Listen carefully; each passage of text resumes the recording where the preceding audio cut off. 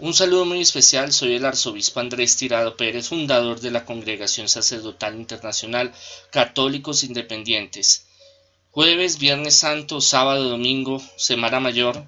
Semana Santa es la conmemoración más importante y el eje fundamental de toda la teología y de todo lo que nosotros creemos, conmemoramos, y con Jesucristo nos fundimos, nos fusionamos para morir con Él, sufrir con Él, sentir la pena, la agonía, la traición, la desolación, la angustia y sentir también la plenitud, la resurrección, el triunfo con Él, vencer al pecado, vencer a la muerte, vencer a la tentación y estar triunfantes con Él. Jueves Santo, vamos a ver varias circunstancias muy importantes. En ellos la cena eucarística, la constitución de la Eucaristía, cuerpo y sangre de nuestro Señor Jesucristo, el lavatorio de los pies, un símbolo muy importante de cambio, de transformación, de pureza, de intercambio, de renovación de la sociedad. Encontramos la traición de Judas, encontramos cómo Jesús eh, a través de sus 12 apóstoles y crea, construye, renueva un sacerdocio que él mismo instituyó. En esa medida podemos entender primero, comprender que la Semana Santa es una parte fundamental del misterio del cristianismo, los grandes misterios que existen. Suceden muchas cosas fascinantes en estos días. También las fuerzas del mal utilizan estas fechas para hacer cosas negativas, pero es algo que tenemos que convivir con ellos. Jesús dice: he aquí yo los envío como corderos en medio de lobos. Entonces eso es un análisis muy profundo, antropológico, sociológico, de lo que realmente el mundo está presente la maldad.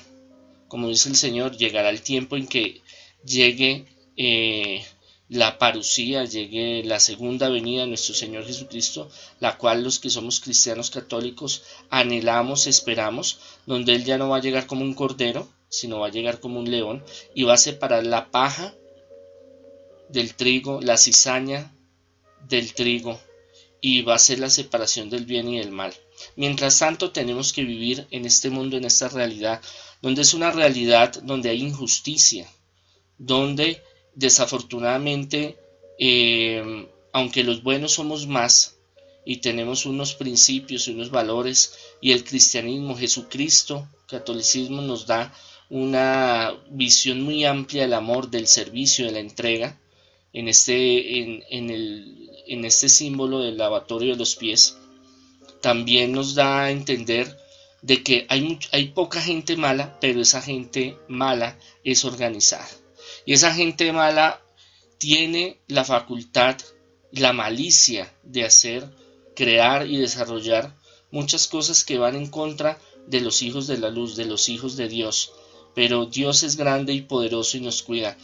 Así como el Señor en su Evangelio dice: Padre, yo te pido que los preserves de este mundo, en este mundo tan terrible que hay. El lavatorio de los pies es un símbolo muy importante en el cual debemos de entender que hay un contexto histórico, arqueológico, espiritual, político, económico muy grande, que Jesús viene a replantear todo, absolutamente todo. Debemos de entender que el judaísmo, en su Biblia, en la Torá, los 5 primeros libros, habla sobre lo que es la ley, organización, política, economía, sexualidad, orden, el hogar. Todos esos parámetros ellos los tienen fusionados con la religión. Y ellos esperaban la venida de un Mesías, un Salvador, y esto lo tenemos que tener claro para entender el mensaje realmente y por qué Jesús vino a dar su vida y por qué esta Semana Santa, esta conmemoración que se creó después del Concilio de Nicea, de dejar la representación de Semana Santa en finales de marzo, principios de abril, donde esperan un Mesías. Pero ¿cuál es la visión psicológica, antropológica, sociológica, política, económica de ese Mesías? Un Mesías guerrillero, un Mesías despiadado, un Mesías que es diente por diente, ojo por ojo, la ley del talión, que no es de los judíos, sino que viene de Babilonia y de los sumerios, que narra de que ellos son el pueblo escogido de Dios y los demás que se frieguen, los demás no tienen validez, que han sido presos, han sido torturados, han sido esclavizados por muchos pueblos anteriores. Y este último, el romano, es muy despiadado, pero le respeta ciertas cosas, le respeta. Los romanos eran muy inteligentes y los romanos cogían, se apoderaban de una civilización, de un pueblo, la absorbían, no la destruían totalmente, los mantenían esclavos, sumisos en la pobreza, en la miseria, en la angustia, porque era un mecanismo para manejarlos. Y ese es un mecanismo que hasta el día de hoy los grandes imperios, naciones lo siguen haciendo. La ignorancia es el mayor y el peor yugo que podemos tener. Y es así que a través de este pueblo, este imperio romano, aprende de todos los demás pueblos y mejora las cosas. O sea, una psicología inversa. Coge lo ya creado y lo filtra, lo cisne, lo separa y lo perfecciona. Entonces habían cosas que realmente ellos permitían de los pueblos, y en este caso su propia administración, su religión, su forma de actuar, pero en cuestiones de ley y en cuestiones económicas ellos eran los que realmente dominaban. Y hay dos formas de dominar una nación. Una es a través de lo bélico, o sea, que entro y a mansalve, a guerra, me tomo un país. O segundo, a través de la parte económica. Y esta parte económica es una parte que llama mucho la atención porque es el mismo modelo que se ha seguido utilizando a través de los siglos y de las grandes potencias y las grandes naciones que han utilizado esta forma para poder doblegar, humillar a un pueblo, a una nación. Y resulta de que hay una profecía, los profetas mayores hablan de que va a llegar el Mesías, pero el Mesías no como lo conocemos como Jesús, porque en ese tiempo no entendían cómo iba a llegar Jesús, el Salvador, como lo conocemos nosotros. Ellos, los apóstoles, experimentaron a través del fallo y el error conocer quién era Jesús, y eso fue un proceso largo. Y es más, muchos teólogos tenemos claro de que al final, solo hasta después de la resurrección, que Él se les aparece multitud de veces y que ellos empiezan a salir y empiezan a enfrentarse con el mundo, que se enteran quién es Jesús y cuál era su plan. Es por eso de que a veces vemos que los apóstoles son como contrarios a la voluntad del Señor, de Jesucristo, y Jesucristo los reprende. Y es así como hay esa promesa y hay ese deseo de que el mundo se cambie para los judíos. Pero ¿cuál es ese Mesías? Un estilo rey David. ¿Quién era el rey David? Un militar, un guerrero, despiadado, que económicamente, políticamente era excelente, y esperaban que ese Mesías le devolviera la gloria al pueblo de Israel. El pueblo de Israel, por varias generaciones en diferentes épocas, fue esclavo de muchos pueblos. Pero en el momento en que llega el rey David y empieza a instaurar un gobierno de las 12 tribus de Israel, de Judá y de todos sus alrededores, tienen poder y llegan a ser un sitio supremamente importante político, estratégicamente, económicamente. Económicamente y en rutas y en geografía, porque está en un sitio supremamente privilegiado. Israel en ese tiempo también, era un lugar donde podía pasar de occidente a oriente y de oriente a occidente mercancías, dinero, gente, esclavos. Entonces era una ruta comercial. Y en la antigüedad los que tenían los puertos, los que tenían las entradas comerciales, ganaban dinero y eran los más importantes. Por eso la mayoría de las civilizaciones se hacían se asentaban, digámoslo así, a lo largo de mares o de ríos por su intercambio. Acordémonos que en la antigüedad muchas civilizaciones estaban conectadas a lo largo de unas grandes autopistas que eran el mar, los ríos, que claro, los historiadores hasta ahora lo están reconociendo porque mucho tiempo atrás lo negaban, porque hallazgos arqueológicos, ciudades encontradas perdidas bajo el mar, bajo la tierra, ha dado señales de que el mundo no era como nosotros lo pensamos. Es más, se hablaba que la civilización con los sumerios es de 5.000, 6.000 años de organización, pero se han encontrado ciudades de Pek y Yek de 10.000, 15.000, 20.000. Ahorita estamos hablando de 100.000 años y más. Bueno, pero eso ya es para los investigadores y científicos.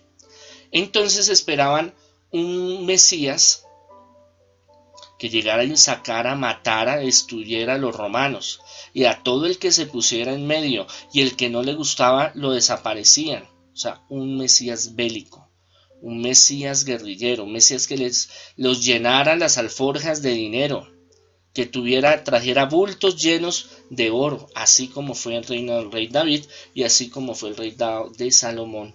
Pero acordémonos que ya con Salomón empezó la debacle, empezó el decline y empezó a dañarse esa estructura que se había organizado el imperio, podemos llamarlo así, del imperio israelita. Cuando llega Jesús es muy incomprensivo. La mente de muchos y en especial de los apóstoles no lo comprenden, no entienden por qué Jesús actúa como actúa. Hay señales en el Antiguo Testamento de varios profetas que hablan de cómo, dónde, cuándo iba a nacer Jesús y cómo iba a salvar, pero de una forma, como lo hemos visto, las profecías dan un ámbito muy general y a veces no es específico. Es un ámbito donde a veces no es muy exacto en sus visiones, en sus sueños, en sus profecías, pero el hecho es que habían muchas cosas que hablaban de la venida del Mesías. Y no solo el judaísmo, sino otras civilizaciones, otros pueblos del Oriente, hablaban de que iba a llegar un rey muy importante para el pueblo judío, para el pueblo del Oriente. Entonces, es una visión muy diferente de lo que los judíos esperaban de que llegara Jesús. Y llega un hombre que lo primero que hace es desvirtuar política, social, económicamente. Por eso es que tienen los fariseos, los saduceos, los sumos sacerdotes, los levitas y los romanos miedo de las revueltas y de los peligros y de lo que este nuevo personaje, que uno lo llaman profeta, rabino, maestro, porque el rabino es muy diferente a la figura sacerdotal en ese tiempo, eran dos conceptos muy diferentes. El rabino estaba por encima del sacerdote. El sacerdote tenía un contexto más de rituales.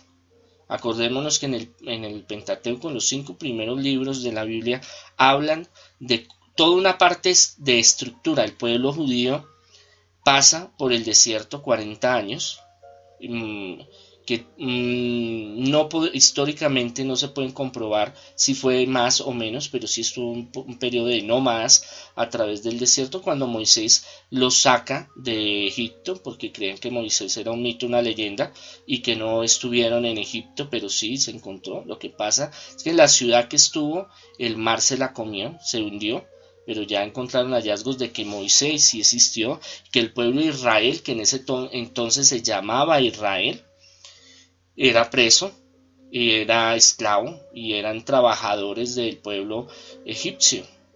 Y es así de que a través de ese tiempo el pueblo de Israel es un pueblo que ha estado y se ha mezclado y se ha contaminado con todas las naciones que ha estado. Babilonia, egipcio, hititas, cananeos, bueno, infinidad. Y resulta que a través de ese desierto y esos 40 años, las generaciones que pasaron, Moisés fue estructurando un pueblo, una nación, y entre ellos tenía que organizar una ley, y tenía que organizar economía, y tenía que organizar lo que eran los sacrificios, y decidió dar ministerios, llamémoslo así, dar oficios a las tribus y a los grupos que venían, y desde ahí empieza una purificación de sangre en el cual los judíos se casan entre los judíos y lo que es la Torá, lo que es la ley, lo que es la unidad que les ha permitido sobrevivir a través de grandes holocaustos y persecuciones a lo largo de la vida, porque no es solo con Hitler y la Segunda Guerra Mundial, sino desde tiempos muy antiguos, han sido a través de las diásporas, grupos que han tenido que emigrar de Israel,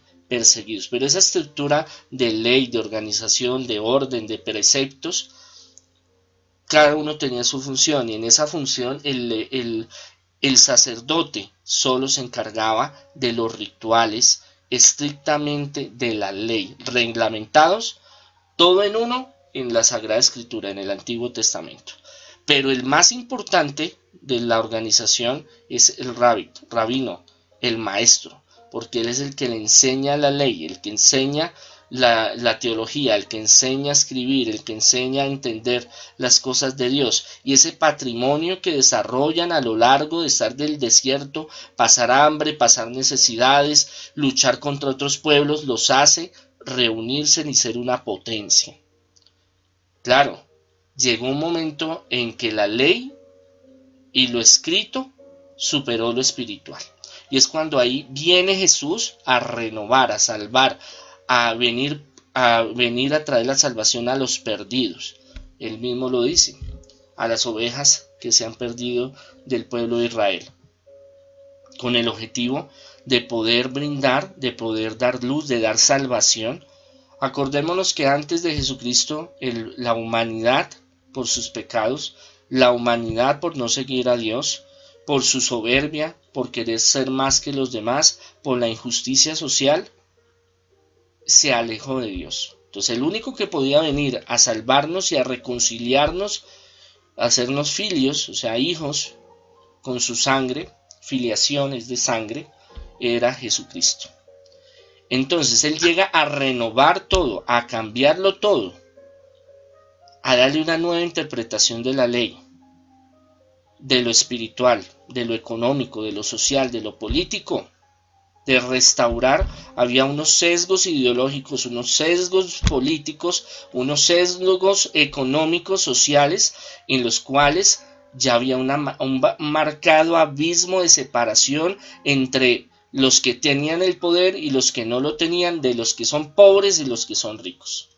Y lo habla varias veces Jesús en el Evangelio, nos lo narra los Evangelios, tantos canónicos que tenemos en la Biblia como los apócrifos, secretos, escondidos. Entonces, cuando Él llega, todo el mundo está siempre esperando la venida del Mesías, pero el Mesías, como les hablo, el Mesías guerrillero, político, económico, rey de estado, que va a coger y va a fumigar a todo el mundo, los va a mandar para el carajo y va a romper todo lo negativo. ¿Por qué? Porque Jesús venía a liberarnos de una forma más profunda, más divina, más eterna, pero ellos solo pensaban en la liberación material. Porque ese es el pensamiento judío. El pensamiento judío debemos de entenderlo.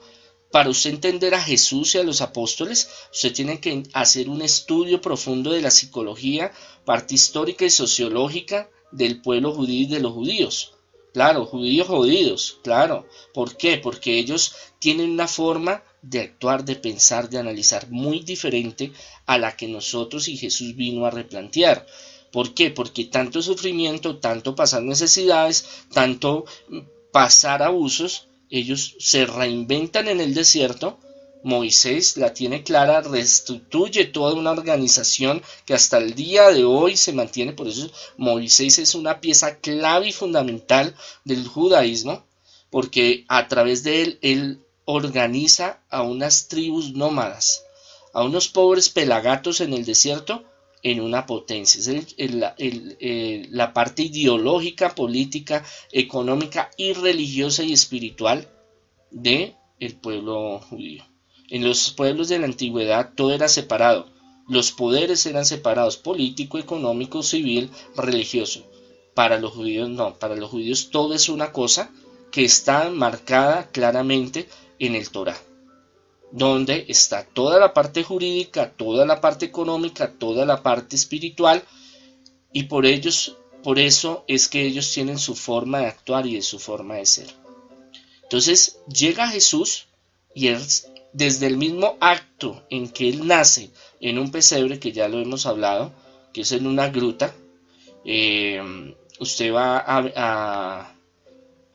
a Belén, entra en la iglesia que hay de la Natividad, que es ortodoxa, y entra a la piedra y coge la piedra donde estuvo la gruta donde nació Jesús. Tiempo después, en la Edad Media y siglos posteriores, lo fueron construyendo como una pesebrera muy bonita, eso, pero en la realidad no era muy diferente, y eso ya lo hemos hablado de cómo era la estructura de los edificios, de las casas en ese tiempo. ¿Cuál era el punto importante? Habían señales muy importantes, poderosas, para decir que el rey de reyes, el rey judío de esta nación, iba a llegar con poder.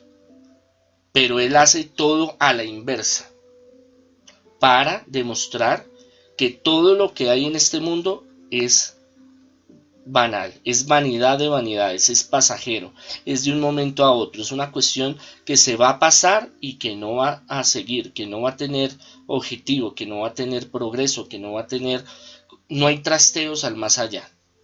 Varios pueblos en la antigüedad cogían a los reyes y a las reinas y a sus súbditos y a sus mujeres y a sus animales y los enterraban. Ahora los desentierran, guaquean y se roban lo que hay o van para museos. Entonces no hay trasteos para el más allá, pero en esa época se creía en eso. Entonces, al llegar Jesús, muestra un cambio y una organización y todo un sistema nuevo, político, económico, religioso, espiritual, que sobrepasa todo lo que Moisés y los profetas y los años de estudio, de vivencia, llevaba el pueblo judío. ¿Por qué? Porque es Dios que viene y se encarna, eso es lo que nosotros creemos, para enseñarnos, para llevarnos a la salvación. Entonces ellos se volvieron muy hacia la parte material, política, económica. Por eso es que debemos de entender ellos cómo trabajan, ellos cómo funcionan, que es de una forma muy diferente a que nosotros, los occidentales, cristianos, católicos, manejamos las cosas. Pero eso no lo sabían los judíos, porque los judíos apenas llega Jesús, presenta un presente completamente diferente, que es el de nacer en un lugar muy humilde y demostrarle a la humanidad que no nació en cuna de oro. Ese es un refrán que se utiliza y era verdad. Los reyes les hacían cunas de oro, porque el oro era de los dioses, y entonces se creía que los reyes venían de los dioses o los emperadores, y que tenían sangre divina, sangre del dios Sol, de Ra, como dicen los egipcios. Entonces, ¿qué es lo más parecido al oro? Al sol, los rayos del sol, el oro. Por eso es que el oro cogió tanto valor y tiene tanta importancia y una fascinación especial. El oro es un metal que atrae mucho. Entonces siempre lo simbolizan con el rey, con el emperador, con el Dios encarnado en la tierra. Y esto, desde que entra, desde la forma en que, eso ya es teología cuántica, desde la forma en que se encarna en el vientre de la Virgen, que es completamente ir con las leyes de la naturaleza tradicionales, está mostrando que Jesús Dios y Jesús mismo al escoger a María para encarnarse, están cortando todos los parámetros tradicionales. Y esto le cuesta mucho entenderlo a los apóstoles y a la gente que lo sigue, porque es que lo que pedía la gente y los apóstoles, la mayoría pertenecían al grupo de los celotes como Judas Iscariote o al partido cananista, y muchos eran inconformes sociales.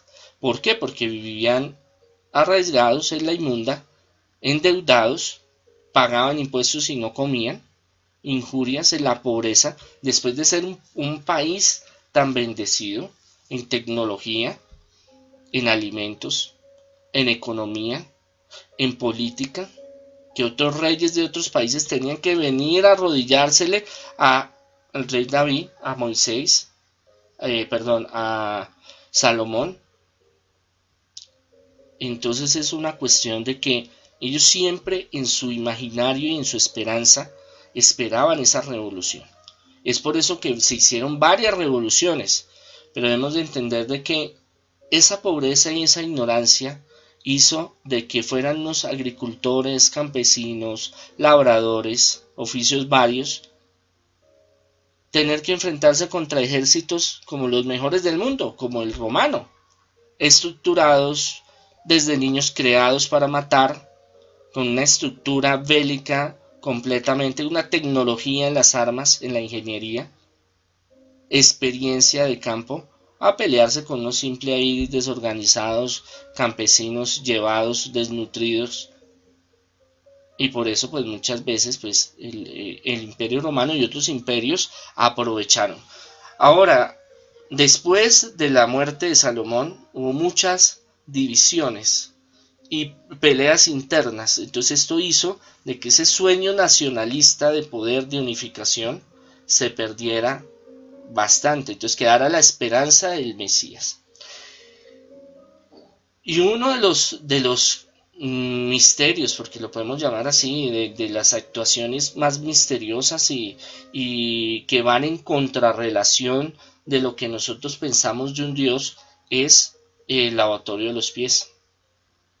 Una señal muy clara donde Jesús se humilla, porque ese es el pensamiento de los judíos, al lavar los pies de los demás. Era un signo, el lavar los pies era un signo de inferioridad. Eso lo hacían los esclavos, eso lo hacían las personas, la servidumbre, o sea, era una cuestión. Entonces, ¿cómo así que Él es el Mesías, el Salvador, el que nos va a traer la paz? Y en ese momento ellos no entendían, aunque Él les había explicado varias veces de lo que Él iba a hacer para traer la salvación, pero ellos no entendían, porque ellos tenían ese chip de guerra, de plata, de esa rabia reprimida, de generación en generación, de ser esclavos, de ser maltratados, de ser humillados, de ser ultrajados, de que se aprovecharan de ellos. Entonces ellos querían, luchaban, anhelaban esa liberación. Es más, los más pobres anhelaban un cambio social, económico, político, y esa era la figura del Mesías. Que no solo apareció Jesús, aparecieron varios, pero Jesús tenía una forma muy diferente, una pedagogía, una metodología diferente que rompió todos los parámetros. Por eso se habla antes de Cristo y después de Cristo. O sea, la transformación que Él hizo en el mundo, ni reyes, ni papas, ni empresarios, ni los más duros de los duros ha logrado. Porque Él hizo que la humanidad, la historia se partiera en dos, antes de Cristo y después de Cristo. Entonces cuando Él se humilla, y cuenta el texto, que Él se ciñe una toalla y se arrodilla a lavarle los pies a sus discípulos. Ahí es cuando Pedro se increpa y se emberraca y le dice: no, maestro, si usted va a hacer eso, yo no voy a permitirlo. Es una humillación, es una cosa que yo no acepto, porque como nosotros somos los que nos tenemos que arrodillar ante ustedes. Entonces es una cuestión de que Jesús sobrepasa el pensamiento de ellos, y ellos no están preparados, ellos no sabían bien qué iba a ser Jesús. Ellos vivían en un Disneylandia, en una armonía, en una felicidad con el duro, el mero mero, el que les solucionaba, el que les traía, el duro, el que les abría los caminos, porque Él era el duro, el Mesías, y todo el mundo le rendía pleitesía. Ya cuando lo cogen, que eso lo hablamos más adelante, se les destruye, se les desmorona ese castillo que ellos tenían, y es cuando empiezan a entender las profecías que el mismo Jesús había dicho y que profetas anteriores a él habían comentado, habían dicho, habían profetizado. Entonces es un símbolo de humildad, de sencillez, de entrega, en el cual Dios se hace humilde, siendo el Dios del universo, para darnos a entender que en la humildad está realmente la gloria. El valor más importante de un ser humano es la humildad. Una persona humilde, que hay que entender de que humilde no es lo mismo que sencilla, son dos conceptos diferentes.